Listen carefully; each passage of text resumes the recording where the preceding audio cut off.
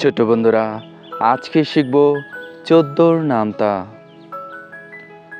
14 একে 14, 14 দ্বিগুণে 28, 3 14 42, 4 14 56, 5 14 70, 6 14 84, 7 14 98, 8 14 112, 9 14 126, 10 14 140।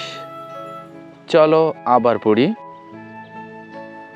14 একে 14, 14 দ্বিগুণে 28, 3 14 42, 4 14 56, 5 14 70, 6 14 84, 7 14 98, 8 14 112, 9 14 126, 10 14 140।